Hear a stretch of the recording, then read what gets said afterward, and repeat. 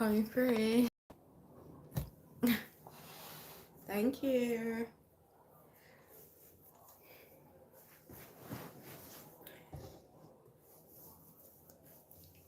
I appreciate it.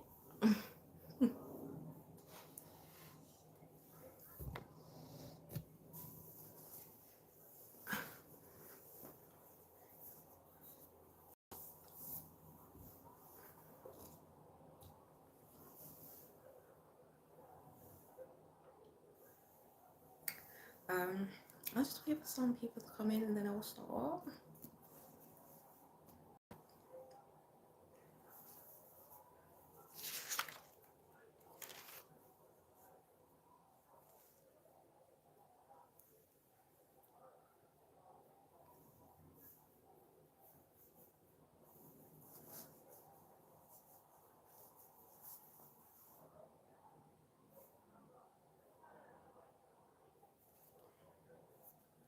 Okay, just get it started. So, we're in First Samuel's chapter 17 to 20 is what we'll be reading today. Hi Nick, thank you for coming through. How are you? I'm gonna do a recap of what we last read, which was on Thursday. We read chapters 13 to 16 in the book of First Samuel's. But I just like to welcome you all that is new to this channel. Why I really do this is just so that you can get into your Bible, start to build a relationship with God, and really just encourage you as someone that's really early on in their walk with Christ can help encourage others as well to start to build their foundation strong. Hi Ramsey. To start to build their foundation strong with God and to just get to know him. So that's why I really do this. I've been walking with Christ for 2 years now, and it has been a life-changing experience for someone who didn't believe who now to someone who now is a believer, who had a personal encounter with Jesus. And from that very day on, my life has just been transformed, changed. Hey Marielle, thank you for coming through. My life has just been transformed and changed for the better. So I really just do this as well, just to tell my testimony on how much my life has changed in the last 2 years since walking with Christ.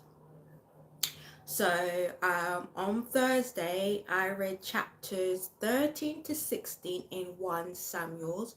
I will just do a recap of what was read, and then I will continue to read chapters 17 to 20. So in those chapters, we see that Saul disobeys God, and God is no longer with him. God has rejected him as king because Saul was disobedient, right? Which points to, in the end, God still gets the final judgment. God still gets the final say, right? We then see Saul's foolish oath, right? And he was thinking he can get the victory by making an oath to God and thinking that God was just going to just do his thing, and it just works like that. No, Saul was abusing his authority of power, right?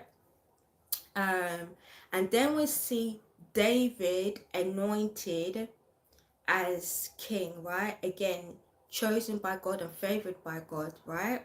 And God does not look at the outward appearance but the heart. So hence why he chose David, because over time Saul got too prideful, he got too arrogant, he got too comfortable, and his heart posture started to change. It was no longer, he was no longer walking in humility and humbleness, but he started to walk with arrogance. So God appointed David as the new king. You know, God values obedience over performance, right? It's not to pretend that you obey God and his commands or to look like you do, but to really truly have a true transformation of your heart and your mind. And that is true repentance. The themes that was read from the last chapters was disobedience, impatience, and poor judgment. So those were like the key things that those were the key things in the chapters that was read in First Samuel's chapters 13 to 16. And again, I'll be reading chapters 17 to 20 in First Samuel's. So this is chapter 17. Now the Philistines gathered their forces for war and assembled at Succoth in Judah. They pitched camp at Ephes Dammim between Succoth and Ascah. Saul and the Israelites assembled and camped in the valley of Elah and drew up their battle line to meet the Philistines. The Philistines occupied one hill and the Israelites another with the valley between them. A champion named Goliath, who was from Gath, came out from the Philistines' camp. His height was 6 cubits and a span. He had a bronze helmet on his head and wore a coat of scale armor of bronze weighing 5,000 shekels. On his legs he wore bronze greaves, and a bronze javelin was slung on his back. His spear shaft was like a weaver's rod, and its iron point weighed 600 shekels. His shield bearer went ahead of him. Goliath stood and shouted to the ranks of Israel, "Why do you come out and line up for battle? Am I not a Philistine? And are you not the servant of Saul? Choose a man and let him come down to me. If he is able to fight and kill me, he will become your subjects. But if I overcome him and kill him, you will become our subjects and serve us." Then the Philistines said, "This day I defy the armies of Israel. Give me a man and let us fight each other." On hearing the Philistines' words, Saul and all the Israelites were dismayed and terrified. Now David was the son of an Ephraimite named Jesse, who was from Bethlehem in Judah. Jesse had 8 sons, and in Saul's time he was very old. Jesse's 3 oldest sons had followed Saul to the war. The first son was Eliab, the second Abinadab, and the third Shammah. David was the youngest. The 3 eldest followed Saul, but David went back and forth from Saul to tend his father's sheep at Bethlehem. For 40 days the Philistines came forward every morning and every evening and took his stand. Now Jesse said to his son David, "Take the ephah of roasted grain and these 10 loaves of bread for your brothers and hurry to their camp. Take along these 10 cheeses to the commander of their unit. See how your brothers are and bring back some assurance from them. They are with Saul and all the men of Israel in the valley of Elah, fighting against the Philistines." Early in the morning, David left the flock in the care of a shepherd, loaded up and set out as Jesse had directed. He reached the camp as the army was going out to its battle positions, shouting the war cry. Israel and the Philistines were drawing up their lines facing each other. David left his things with the keeper of the supplies, ran to the battle lines, and asked his brothers how they were. As he was talking with them, Goliath, the Philistine, champion from Gath stepped out from his lines and shouted his usual defiance, and David heard it. Whenever the Israelites saw the man, they all fled from him in great fear. Now the Israelites had been saying, "Do you see how this man keeps coming out? He comes out to defy Israel. The king will give great wealth to the man who kills him. He will also give him his daughter in marriage and will exempt his family from taxes in Israel." David asked the men standing near him, "What will be done for the men who kill who kills this Philistine and removes this disgrace from Israel? Who is the uncircumcised Philistine that he should defy the armies of the living God?" They repeated to him what they had been saying and told him, "This is what will be done for the man who kills him." When Eliab, David's eldest brother, heard him speaking with the men, he burned with anger at him and asked, "Why have you come down here, and with whom did you leave those few sheep in the wilderness? I know how conceited you are and how wicked your heart is. You came down only to watch the battle." "Now what have I done?" said David. "Can I even speak?" He then turned away to someone else and brought up the same matter, and the men answered him as before. What David said was overheard and reported to Saul, and Saul sent for him. David said to Saul, "Let no one lose heart on account of the Philistine. Your servant will go and fight him." Saul replied, "You are not able to go out against this Philistine and fight him. You are only a young man, and he has been a warrior from his youth." But David said to Saul, "Your servant has been keeping his father's sheep. When a lion or a bear came and carried off a sheep from the flock, I went after it, struck it, and rescued the sheep from its mouth. When it turned on me, I seized it by its hair, struck it, and killed it. Your servant has killed both the lion and the bear. This uncircumcised Philistine will be like one of them, because he has defied the armies of the living God. The Lord who rescued me from the paw of the lion and the paw of the bear will rescue me from the hand of this Philistine." Saul said to David, "Go, and the Lord be with you." Then Saul dressed David in his own tunic.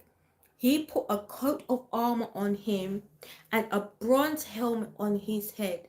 David fastened on his sword over the tunic and tried walking around because he was not used to them. "I cannot go in these," he said to Saul, "because I'm not used to them." So he took them off.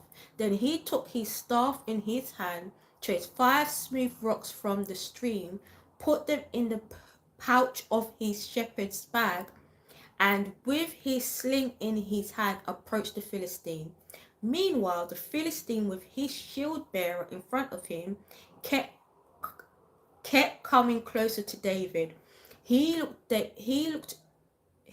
David over and saw that he was little more than a boy, glowing with health and handsome, and he despised him. He said to David, "Am I a dog that you come at me with sticks?" And the Philistines cursed David by his gods. "Come here," he said, "and I will give your flesh to the birds and the wild animals." David said to the Philistines, "You come against me with sword and spear and javelin, but I come against you in the name of the Lord Almighty, the God of the armies of Israel, whom you have defiled. This day the Lord will deliver you into my hands, and I will strike you down and cut off your head. This very day I will give the carcass of the Philistines' army to the bird and the wild animals, and the whole world will know that there is a God in Israel. All those gathered here will know that it is not by sword or spear that the Lord saves, for the battle is the Lord's, and he will give all of you into our hands." As the Philistines moved closer to attack him, David ran quickly towards the battle line to meet him. Reaching into his bag and taking out a stone, He slung it and struck the Philistine on the forehead. The stone sank into his forehead and he fell face down on the ground. So David triumphed over the Philistines with a sling and a stone. Without a sword in his hand, he struck down the Philistines and killed him. So you see how David had faith and trust in God, right? That God would help him in his battle, that God would help him in his time of need, right? Why? Because David depended on God. Like, he depended on God. He saw the power that God had when he was fighting the lions and the bear, right? He showed so much spiritual he shows so much spiritual confidence, right? And because his trust and faith in God was so strong, and he believed that God was going to give that fight to him, he put he surrendered, he put all his confidence in God, right? He didn't put it in the man-made stuff that was made, like the spears, the javelin. Sorry about sirens. Right? He didn't rely on his flesh to fight the battle, right? He relied on God. He depended on God, right? And we can't rely on our flesh because our flesh is weak, right? But the spirit is strong. The spirit is willing, right? So it just shows that God is stronger than our flesh, right? God is fighting our battles, right? And David really did show so much faith in letting God handle that battle for him, right? And that's what happens when you put your faith and trust in God. He will provide. Hey Zach, thank you for coming through. Hi Walker Allen. My dad works at church. I just want to say thank you very much. Right?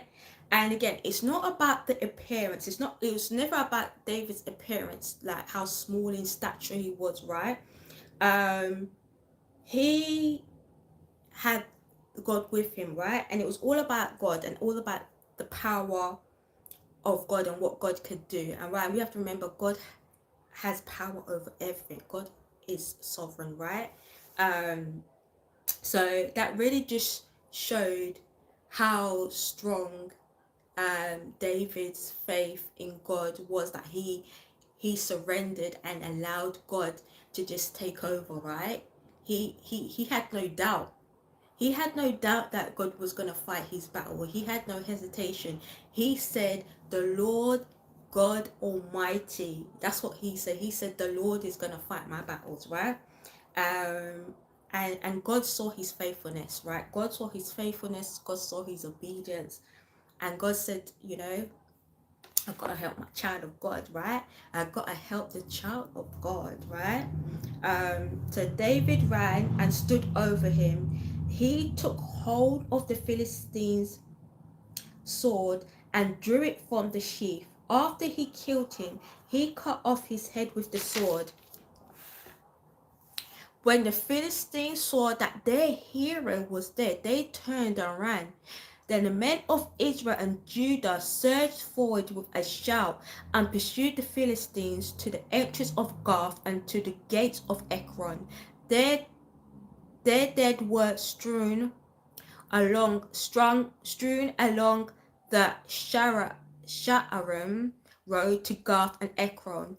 When the Israelites returned from chasing the Philistines, they plundered their camp. David took the Philistines' head and brought it to Jerusalem. He put the Philistines' weapons in his own tent. As Saul watched David going out to meet the Philistines, he said to Abner, commander of the army, Abner, whose son is that young man? Abner replied, as surely as you live, your majesty, I don't know. The king said, find out whose son this young man is. As soon as David returned from killing the Philistines, Abner took him and brought him before Saul, with David still holding the Philistine's head. Whose son are you, young man? Saul asked. David said, I am the son of your servant Jesse of Bethlehem. Faith. Exactly. Anything is possible with God, right? It just goes to show that anything is possible with God, right? And just David's courageousness to even just step up, because the Israelites saw Goliath and ran each time, right? And it's just that strength that David had to say, you know what, I'm gonna conquer this. I'm gonna do this with God's help, with God by my side, right? It's just his strength and courageousness and being bold enough to go to say, you know what, I will go on the front line for, you know, I will do this. I will save Israel. um, Chapter 18. After David had finished talking with Saul, Jonathan became one in spirit with David, and he loved him as himself.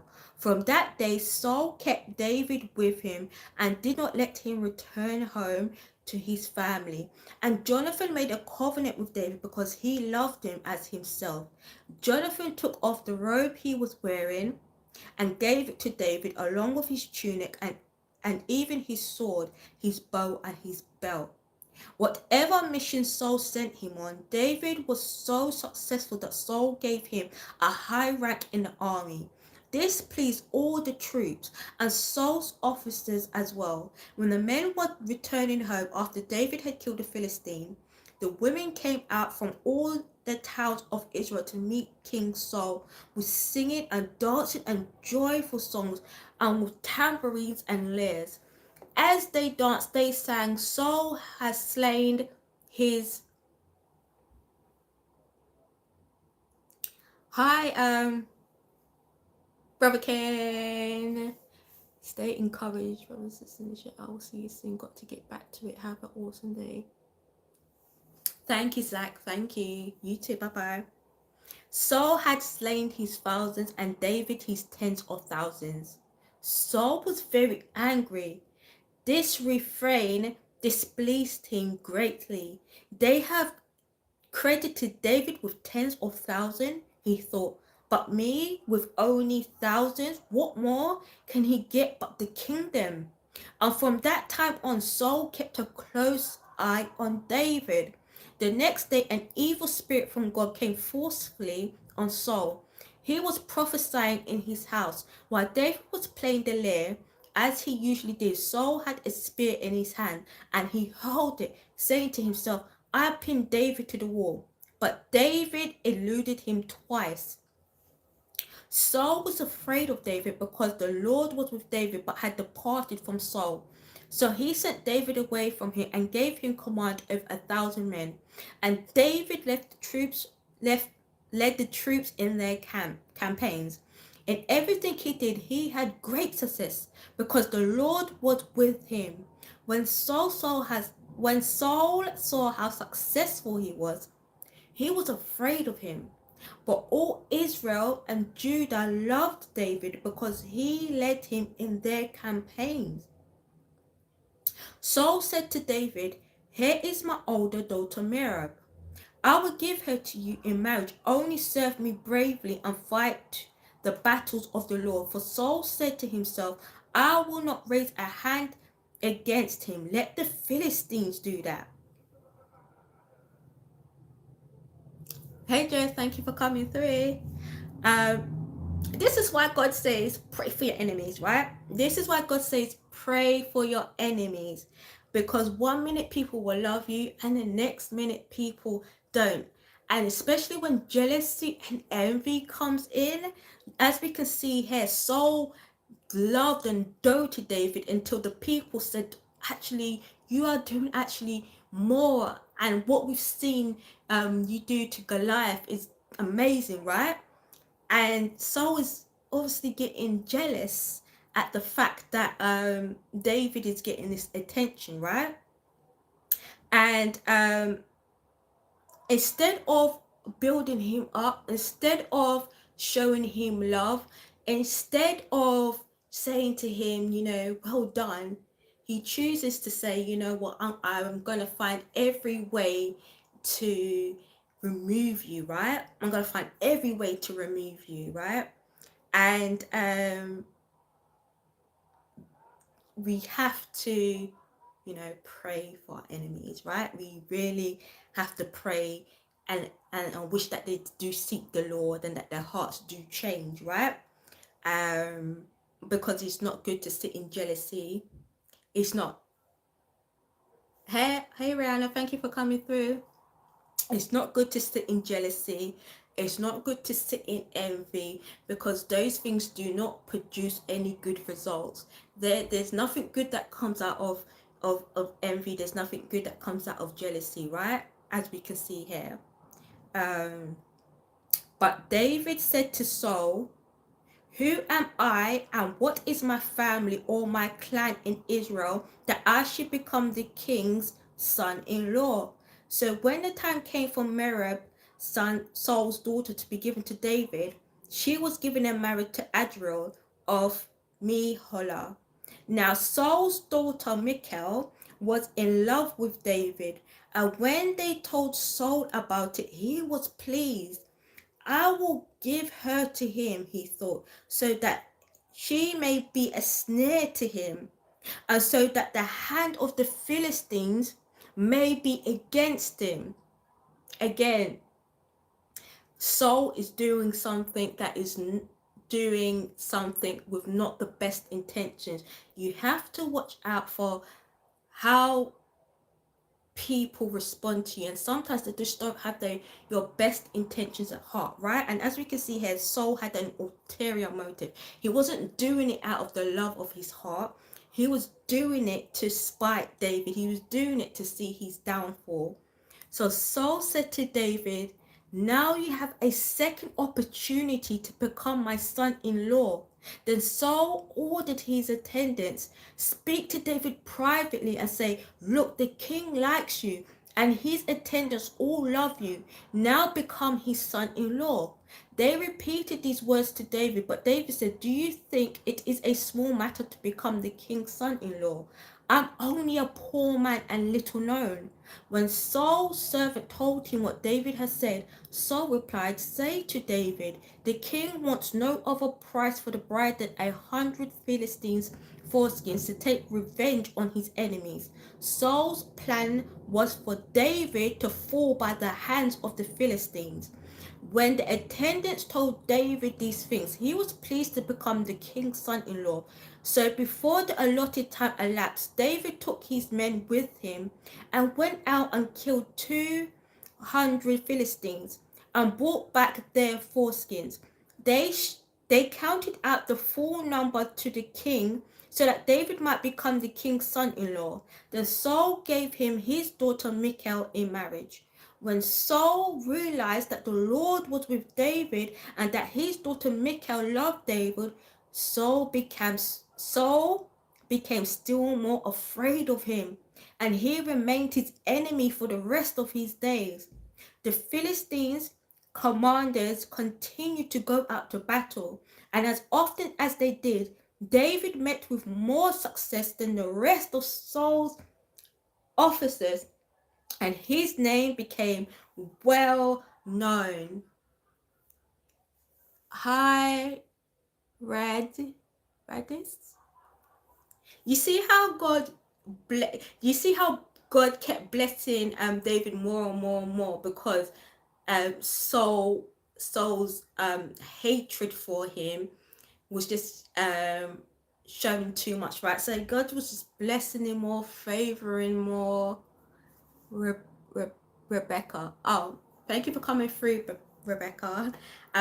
He was blessing David more, giving David more favor, because Saul's bitterness, right? Saul's envy was just showing, and those are not fruits of the spirit. Those are not fruits of the spirit. Chapter 19. Saul told his son Jonathan and all the attendants to kill David, but Jonathan had taken a great liking to David and warned him, "My father Saul is looking for a chance to kill you. Be on your guard tomorrow morning. Go in hiding and stay there. I will go out and stand with my father in the field where you are. I'll speak to him about you and will tell you what I find out. Jonathan spoke well of David to Saul his father and said to him, let not the king do wrong to his servant David. He has not wronged you, and what he has done has benefited you greatly. He took his life in his hands when he killed the Philistine. The Lord won a great victory for all Israel, and you saw it and were glad. Why then would you do wrong to an innocent man like David by killing him for no reason? Saul listened to Jonathan and took this oath, as surely as the Lord lives, David will not be put to death. So Jonathan called David and told him the whole conversation. He brought him to Saul, and David was with Saul as before. Once more war broke out, and David went out and fought the Philistines. He struck them with such force that they fled before him. But an evil spirit from the Lord came on Saul as he was sitting in his house with his spear in his hand. While David was playing the lyre, Saul tried to pin him to the wall with his spear, but David eluded him as Saul drove the spear into the wall. That night, David made good his escape. Saul sent men to David's house to watch it and to kill him in the morning, but Michal, David's wife, warned him, if you do not run for your life tonight, tomorrow you will be killed. So Michal let David down through a window, and he fled and escaped. Then Michal took an idol and laid it on the bed, covering it with a garment and putting some goat's hair at the head. When Saul went to the men to capture David, Michal said, he is ill. Then Saul sent the men back to see David and told him, bring him up to me in his bed so that I may kill him. But when the men entered, there was the idol in the bed, and at the head was some goat's hair. Saul said to Michal, why did you deceive me like this and send my enemy away so that he escaped? Michal told him, he said to me, let me get away. Why should I kill you? When David had fled and made his escape, he went to Samuel at Ramah and told him all that Saul had done to him. Then he and Samuel went to Naioth and stayed there. Word came to Saul, David is in Naioth at Ramah. So he sent men to capture him. But when they saw a group of prophets prophesying with Samuel standing there as their leader, the Spirit of God came on Saul's men, and they also prophesied. Saul was told about it, and he sent more men, and they prophesied too. Saul sent men a third time, and they also prophesied. Finally, he himself left for Ramah, and he went to the great cistern at Seku, and he asked, where are Samuel and David?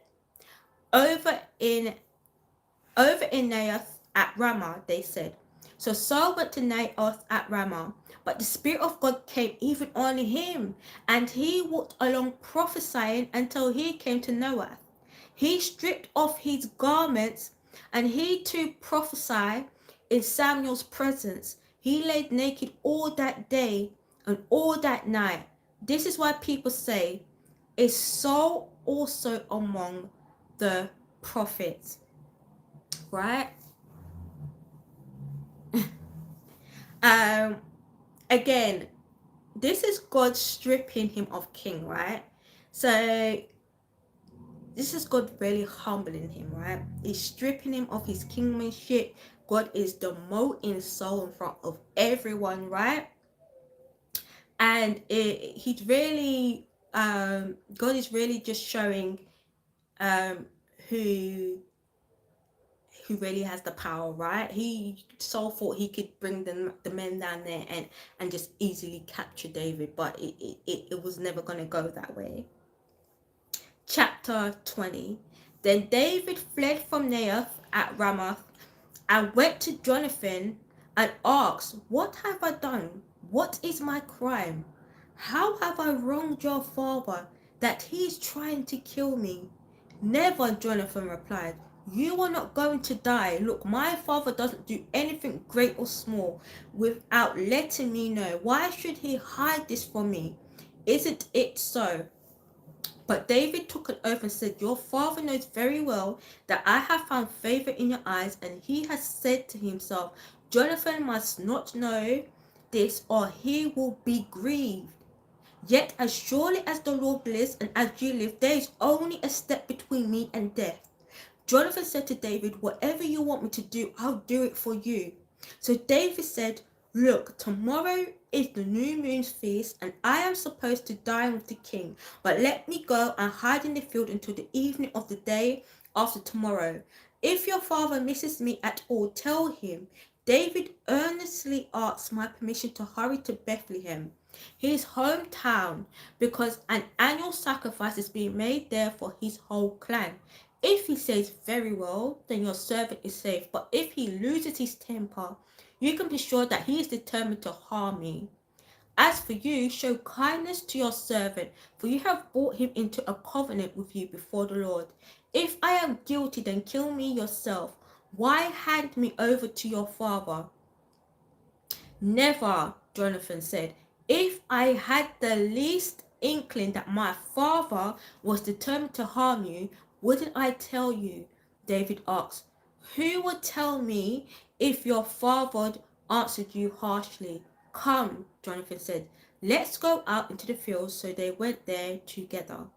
Then Jonathan said to David, "I swear by the Lord, the God of Israel, that I will surely sound out my father by this time, the day after tomorrow. If he is favorably disposed towards you, will I not send you word and let you know? But if my father intends to harm you, may the Lord deal with me, be it ever so severely. If I do not let you know and send you away in peace, may the Lord be with you as he has been with my father. But show me unfailing kindness, that the Lord's kindness, as long as I live, so that I may not be killed. And do not ever cut off your kindness from my family, not even when the Lord has cut off every one of David's enemies from the face of this earth." So Jonathan made a covenant with the house of David, saying, "May the Lord call David's enemy to account." And Jonathan made David reaffirm his oath out of love for him, because he loved him as he loved himself. Right? And what is the command from Jesus? What does Jesus command? Love thy neighbor like you love yourself, right? David is starting to show the fruits of the Spirit, right? Love, joy, kindness, gentleness, right? He is starting to show this, right? Then Jonathan said to David, "Tomorrow is the new moon's feast. You'll be missed because your seat will be empty. The day after tomorrow, towards evening, go to the place where you hid when his troubles began, and wait by the stone Ezel.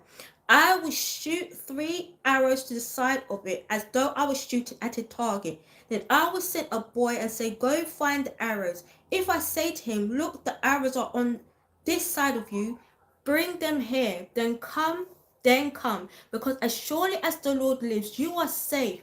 There is no danger. But if I say to the boy, 'Look, the arrows are beyond you,' then you must go, because the Lord has sent you away. And about the matter you and I discussed, remember, the Lord is witness between you and me forever." So David hid in the field, and when the new moon feast came, the king sat down to eat. He sat in his customary place by the wall, opposite Jonathan, and Abner sat next to Saul.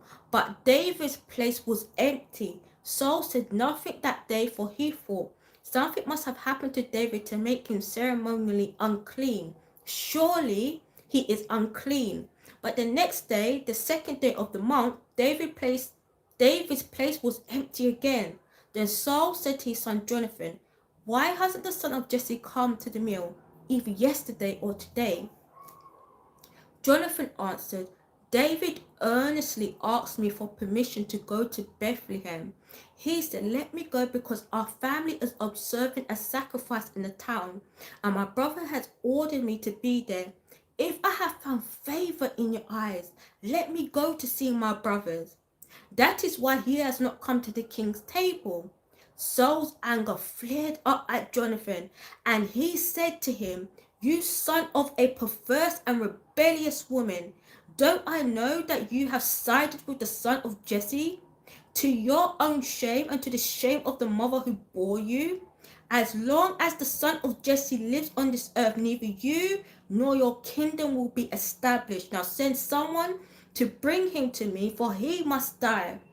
Why should he be put to death? What has he done? Jonathan asked his father, but Saul hurled his spear at him to kill him. Then Jonathan knew that his father intended to kill David. Jonathan got up from the table in fierce anger.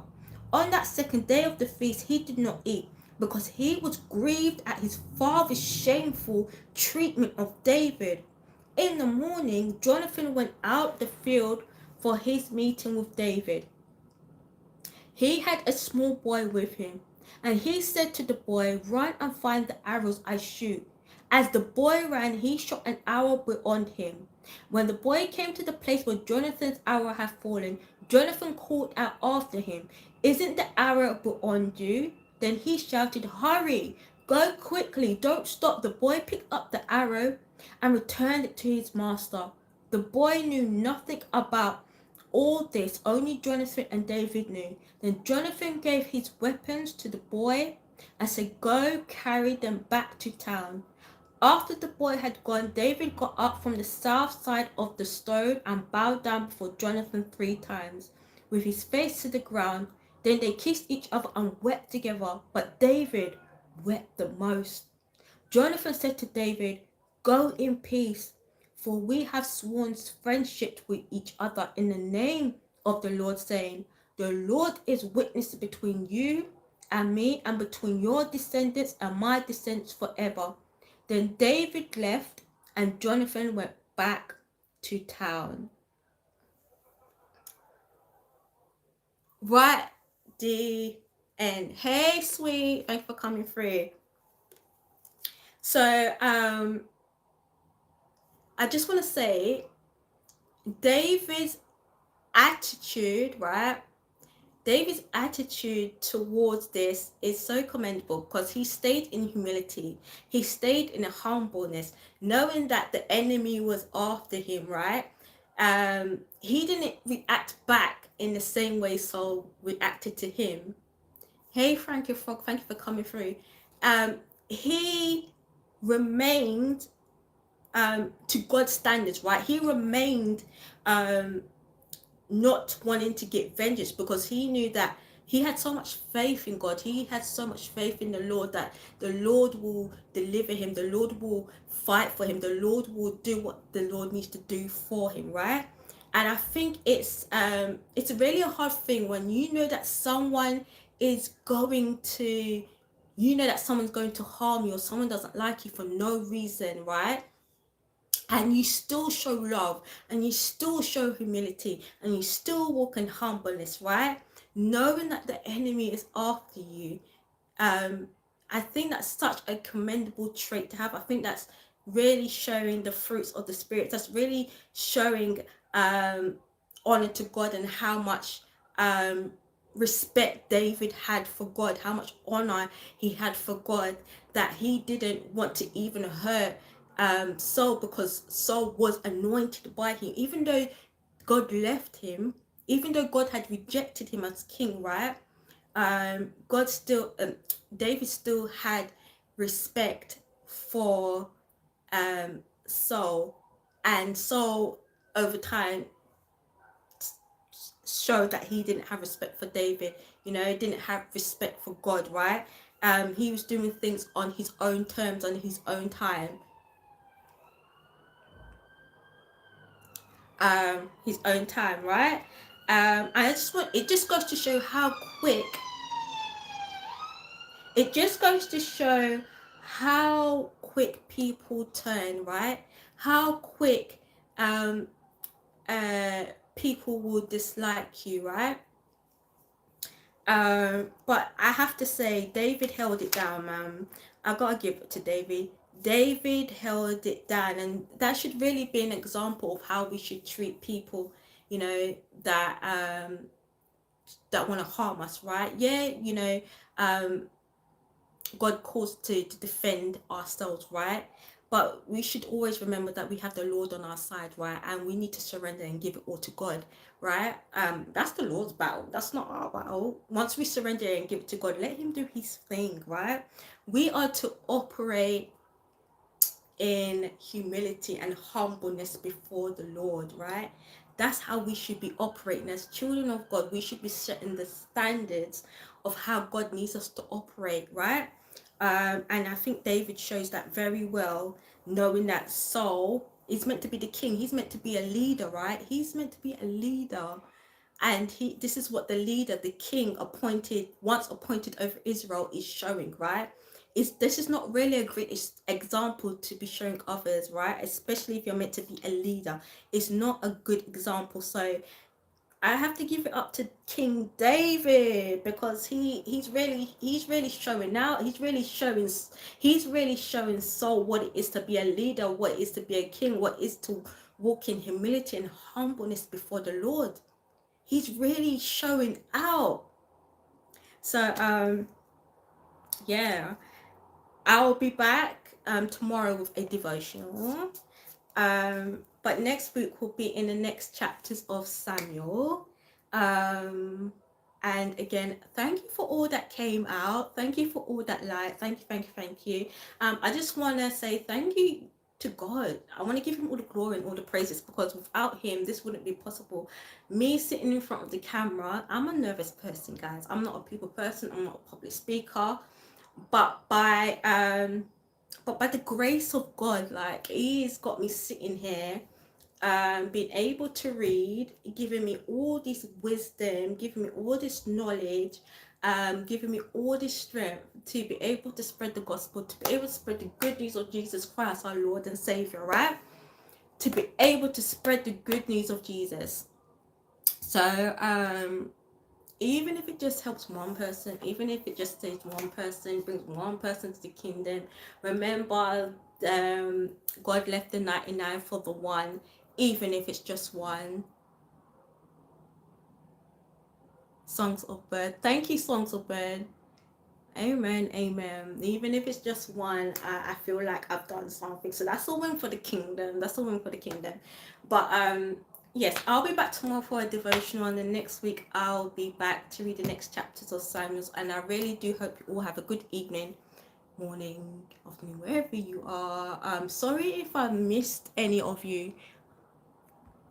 I'll be talking about alcoholism on Monday. I will be there, Brother Ken, and those who else wanna Heart of Yeshua, follow him, because he is amazing. As I said, I'm 2 years walking on this journey with Christ, and I'm still learning, and I'm learning from other people as well. And Brother Ken has been absolutely amazing. So Heart of Yeshua, follow him. He is amazing, amazing, amazing. Uh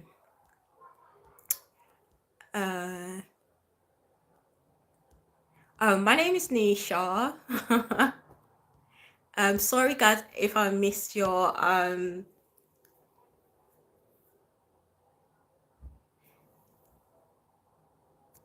sorry if I missed your messages. Nicola. Thank you for coming through, Nicola. Hey Zay, thank you for coming through. Yeah. So if I missed you guys's messages when I am reading, I do look back on them when I look at the replay, and I do give a shout out to who I miss. But yeah, I'll be back tomorrow. I'll see you.